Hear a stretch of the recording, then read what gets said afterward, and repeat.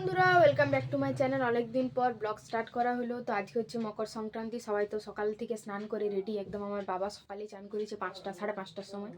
তো আমি তো খাবারও খাই না, দেখো আমি খাবার নিয়ে বসে আছি। খাবো। এখন বাজছে কটা বাজছে? 11:35 বাজে না, মানে আমার 10 মিনিট ফাস্ট আছে ঘড়িটা।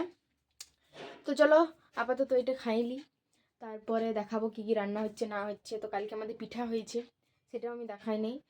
কিছুগুলো আছে, ওইগুলো দেখাবো। আমাদের এমনি তো অত পিঠা টিঠা কেউ খাই না, ওগুলো আছেই সব অর্ধেক, কাল 2-1টা করে সবাই খাইছে। আমার বাবা রান্না করছে আজকে। আজ মাটন হচ্ছে, যেহেতু মকর সংক্রান্তি, কালকে আমাদের চণ্ডী মেলা। তো চলো ব্লগটা দেখো। তো এই দেখো, এই যে এখানে পিঠাগুলা ছিল, এগুলা তার পরের দিন ভাজার জন্য রেডি করে রেখেছিল মা।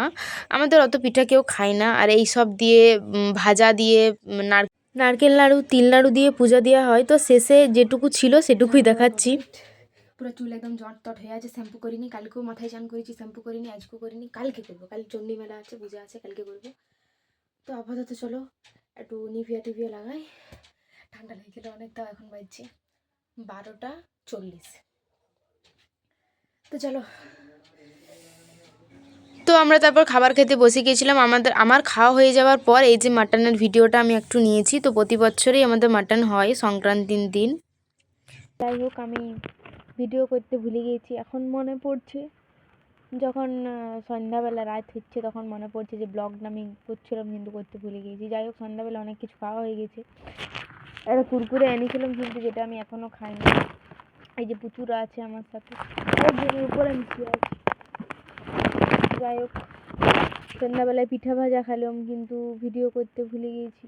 যাই হোক, কিছু করার নাই। আর এখন মনে পড়ছে, মা আমি যে ব্লগ করছিলাম আজকে, তারপরে যে ভুলে গিয়েছি।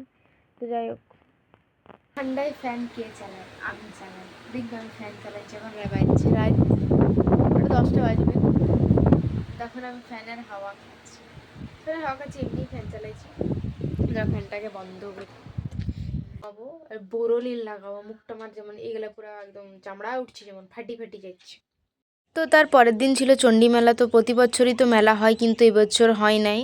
তো আমরা এই যে মাটি ফেলতে যাওয়ার জন্য একটু আগে বসেছিলাম, যেহেতু মারা টোটোতে আসছিল আর আমি আর ভাই গাড়িতে এসেছিলাম। তো তারপরে দেখলাম যে না, মোটামুটি অনেকটাই ভিড় হয়েছে। তো যাই হোক, এখানে ভিডিওটা ঠিকঠাক মতো করা হয়নি, কারণ ব্যাক ক্যামেরাতে আমি ভিডিওটা করছিলাম। তারপর আমরা সবাই যখন চলে এসেছিলো, মা জেঠি এরা, তো তারপর আমরা আগের দিকে যাচ্ছিলাম মাটি ফেলার জন্যে, পূজা দেওয়ার জন্যে। তো এখানে দেখো, এখানটা একটু ফাঁকাই আছে, তারপরে ভিড়টা একটু দেখা যাচ্ছে। এইখানে সবাই মুড়ি খাচ্ছিল। তারপরে এই যে আমার মাটি ফেলা হয়ে যাওয়ার পর মাটি ফেলার এটা ভিডিও আমি একটু নিয়েছি। অনেকেই তখন, যেহেতু 12টা বেজে গিয়েছিলো, 12টা বাজে পার হয়ে গেছিলো, তো মোটামুটি ভিড়টা পূজার এখানে ছিল, মাটি ফেলার ওইখানে ছিল না।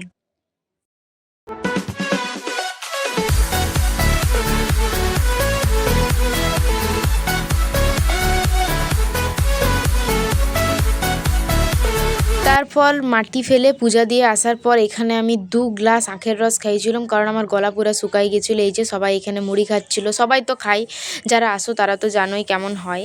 এবছর যেহেতু মেলা বসে নাই, তাই একটু ফাঁকা ফাঁকা। তো এখানে টুকটাক দোকান বসেছিল, ব্যাগের দোকান, এরকম বাচ্চাদের গাড়ি, খেলনা, অনেক কিছু ছিল। মিকি মাউস নাই, জাম্পিং জামটা ছিল। আর টুকটাক ফুচকার দোকান, কফি, চাট, এগুলো ছিল। তারপরে ঘর চলে এসেছিলাম, গাড়িতেই গেছিলাম, গাড়িতে এসেছিলাম আমি। আর এই যে ফুলগুলার একটু ভিডিও করছিলাম, ফুলগুলো অনেক সুন্দর লাগছিল দেখতে। এখন তো বাঁদরেও ফুল ছিঁড়ে খাইয়ে দিচ্ছে, এমন অবস্থা হয়ে গেছে। তারপর যেহেতু হঠাৎ করে পিকনিক যাওয়ার প্ল্যান হয়েছিল, তো জুতা কিনতে গেছিলাম। দুর্ভাগ্যবশত পছন্দ মতো জুতা পাই নাই, তো যেটা পাইছি সেটাই নিয়ে এসেছি। আর এখানে জামা টপগুলো ছিল, ভাবছিলাম কোনটা পরে যাব না যাব। আর এখান থেকে চাউমিন নিয়ে এসেছিলাম, আর ঝুড়ি ভাজা নিয়ে এসেছিলাম, চপ, এইসব জিনিসগুলা নিয়ে এসেছিলাম। তো চাউমিনটা ভালোই ছিল, অনেকটা দিয়েছিল, 30 টাকার মানে অনেকটা চাউমিন দিয়েছিল। তো আমি ভাবলাম ভাইদিকে দিয়ে দিই, তারপরেই আমি খাবো। বন্ধুরা, আমি তো শ্যাম্পু করেছি আজকে।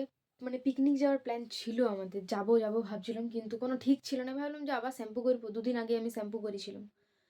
তো তখন আমি আবার শ্যাম্পু করলাম 3:30টার সময় দিয়ে। চুল আমার পুরো একদম ভিজে আছে। একবার হেয়ার ড্রায়ার দিলাম, হেয়ার ড্রায়ার দিলে এমনিতেই তো সবাই জানো যে চুল উঠে অনেক। তো আরেকবার দিতে হবে। এখন 7টা বেজে গেছে, এখনও আমার চুলটা পুরো ভিজে আছে, আর রেডিও হতে হবে। তো চলো আরেকবার হেয়ার ড্রায়ার দিই। তো চলো আপাতত করি, ফোনের চার্জও নাই আমার।